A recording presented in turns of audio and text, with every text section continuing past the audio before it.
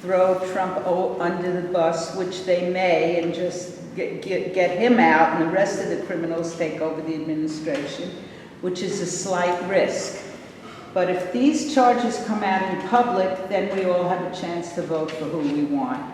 If they don't come out in public, what scares the shit out of me, comrades, is that he'll start a war, that he'll bomb New York, that he'll do something for national emergency, and we won't have a chance to vote.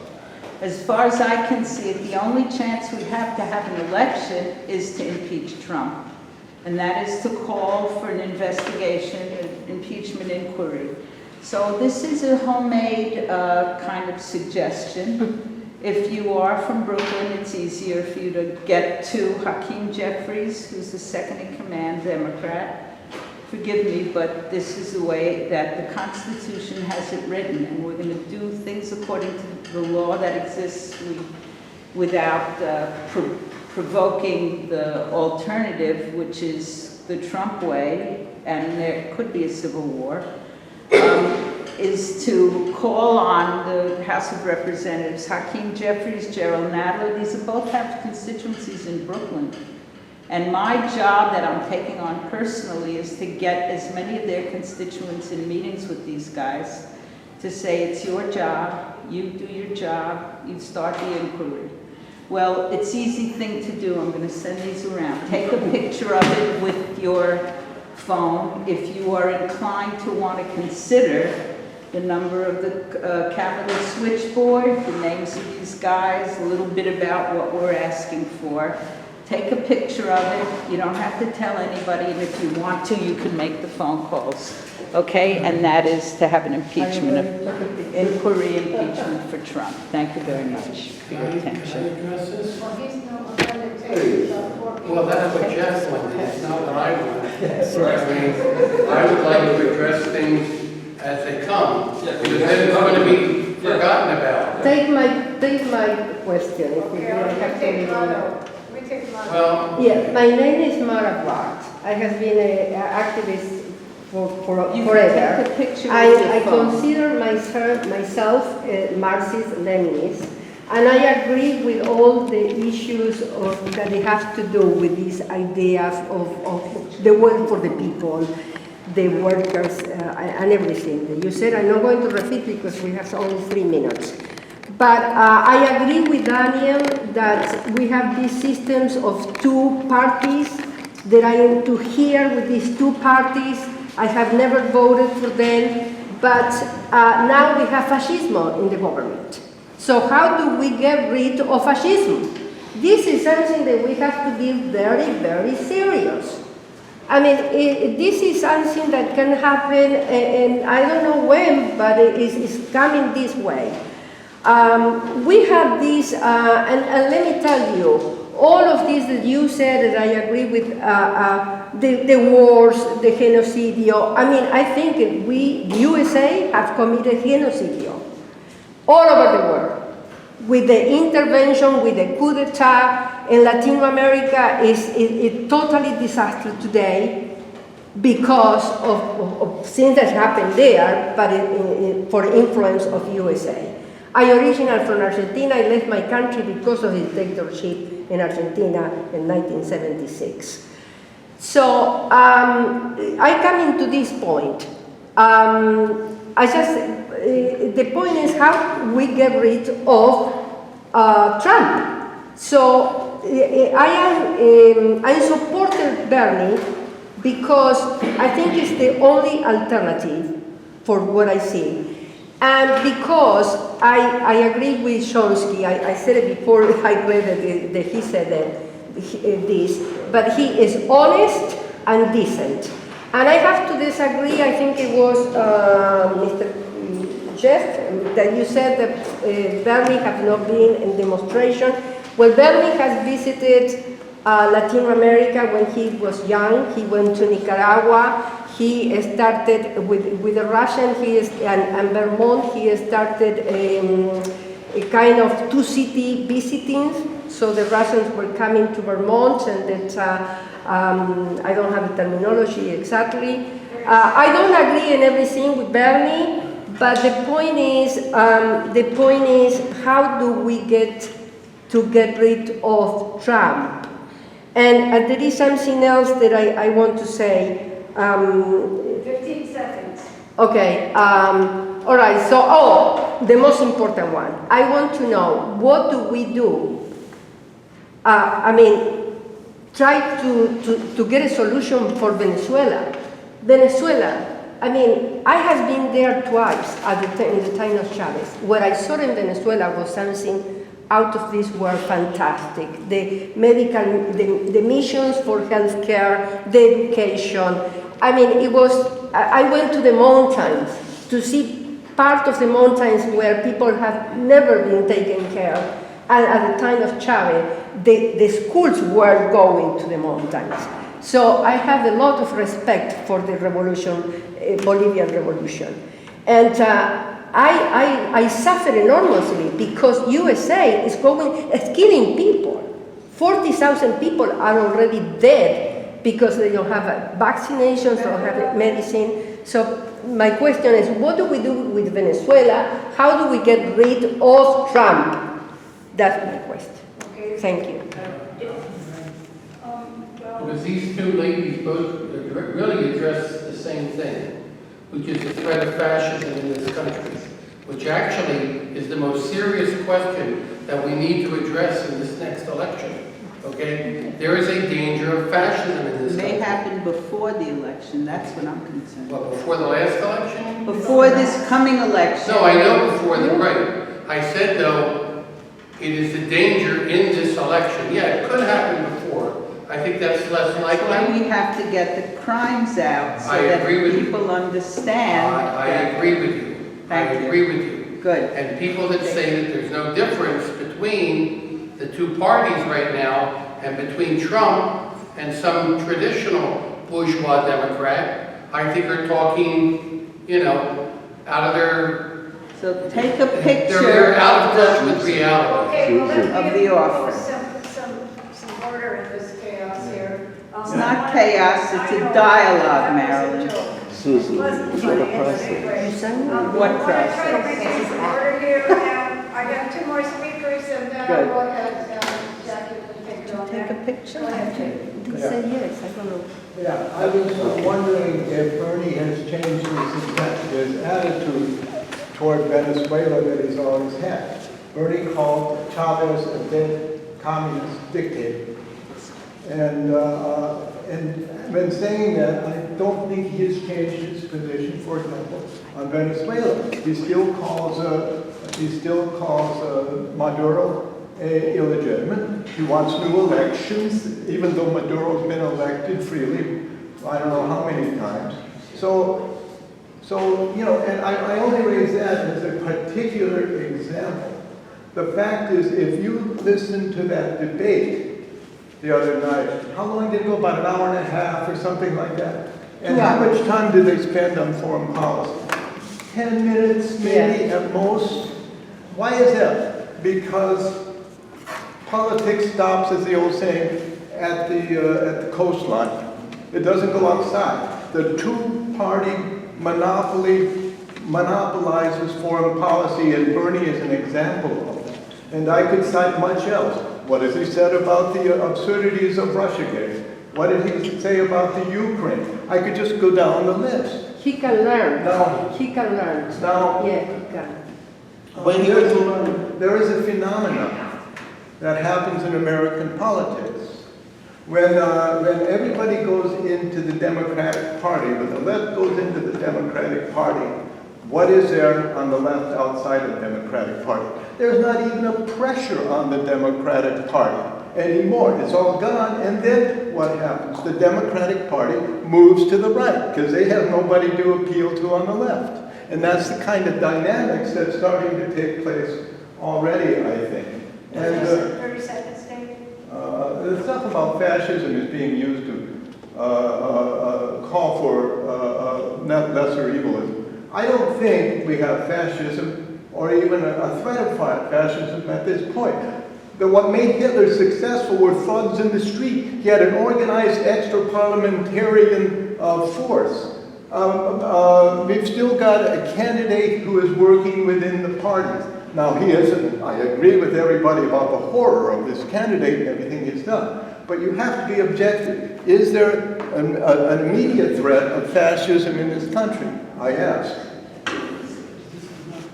Okay, Tom, okay, we've got one more speaker, and that's Ralph. Okay, and then we'll stop and let the panelists respond, and then we'll take more But questions. she had her hand up before anybody, she has had a short question, I'm Yes, just I like asked her, here. She said no. Did you say No, no, she does, she You does. didn't say that. Oh, okay, well, go ahead, because I did ask you. All right, so I'm going to try to make it quick. Since you brought up Rex Tillerson, all right, obviously Trump puts him in charge of the State Department because he hopes that he's going to open up the Russian oil fields for ExxonMobil in the West, right? Rex Tillerson, he divested his $500, $700 million worth of stock. And then he feels like a real schmuck. Because Trump, what did he do? He divested nothing. The elites, they're very happy to have Trump in office because they thought he was going to work for them. They're beginning to realize they've lost control of Trump. And I do feel like there are many ways that the next election might not happen or be stolen. Okay, and then Ralph was What in was the back. question?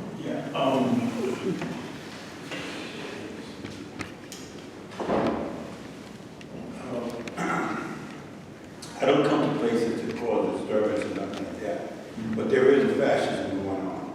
It's unfair how people think they can act with others and they carry themselves like they say, their shit don't stink. They're abusing people unfairly, trying to get them in trouble because they want their way. You gotta understand, this world has changed. This is a diverse world. All around the world is diverse. We have to learn how to live with each other and appreciate each other as people. Because that same person that you want to shit on could save your life. That's how you have to look at life. You know what happened in our country? We lost the belief in God. And looking at another person as you, as another person. That's what we have to get back to.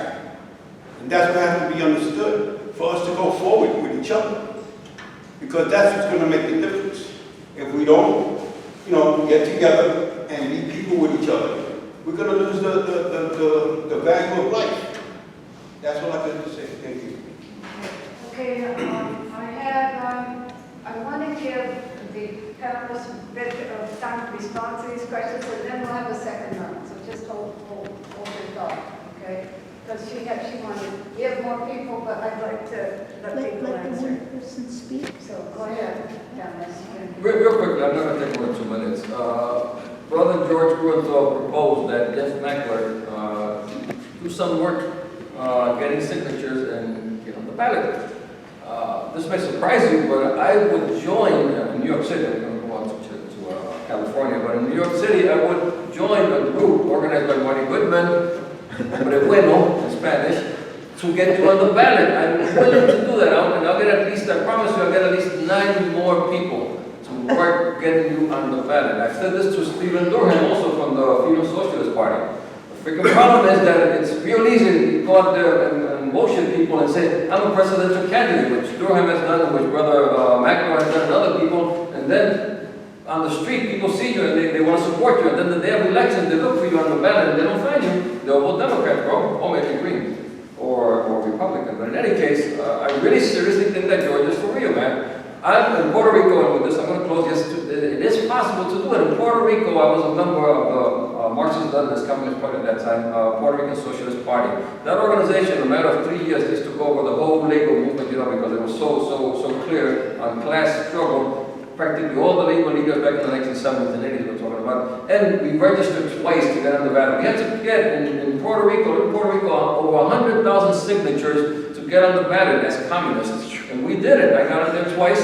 As a candidate also, I ran in my hometown where I have a house still in, and when I get evicted, I'm gonna be going to Las Piedras, Puerto Rico, and I ran as a communist for the whatever it was at the local level. I want to do that same thing here for you, Mackler, or for white equipment. But come on, man, you can't just say, because it's really easy on election day, vote for me, but I'll do the work that you had to do 4 years before. I'm going to start now for the year 2000, whatever it is, 2024. I'm going to start now.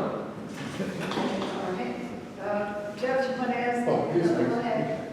Oh, go ahead, Jeff.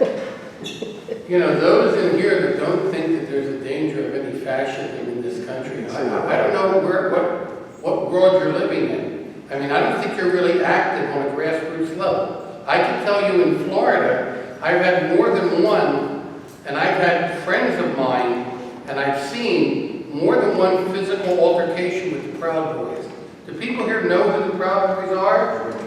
They're fascist thugs, okay? Exactly what you say. A movement like Trump's has to have, he's cultivating it. If you saw his rally in Orlando and the number of white nationalists that were doing that symbol that they have, okay? All these people believe they have a huge conspiracy theory, okay, about basically how white people are going to lose this country, okay, have the country stolen from them, and they are organizing regularly, and Trump is encouraging them.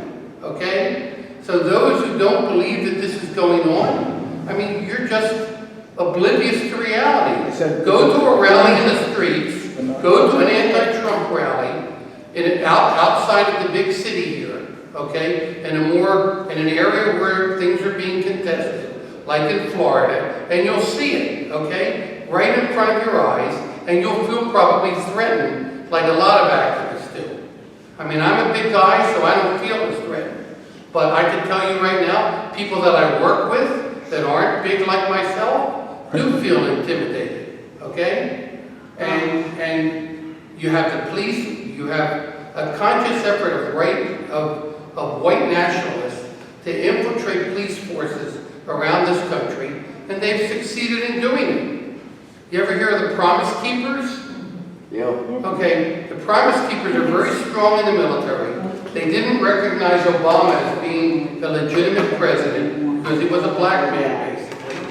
And they're another element beneath the surface. I can assure you that there are right-wingers right now in the military, okay, that are organizing, probably ready to take some kind of military action if Trump says that things are going to be stolen, which may very well happen, okay? And there's a lot of proof to this. So those that want to ignore that because of this country's strong democratic traditions, which fortunately this country does have, I just think you're ignoring the realities. And I think it's very important that Trump be defeated. And I'm very happy that Bernie says that he will back whoever wins the nomination, because I think it's very important that Trump be defeated in the next election. Because if he's not defeated, I think he will take stronger actions to basically disenfranchise the courts, disenfranchise the Congress, and we may very well end up with a dictatorship in this country.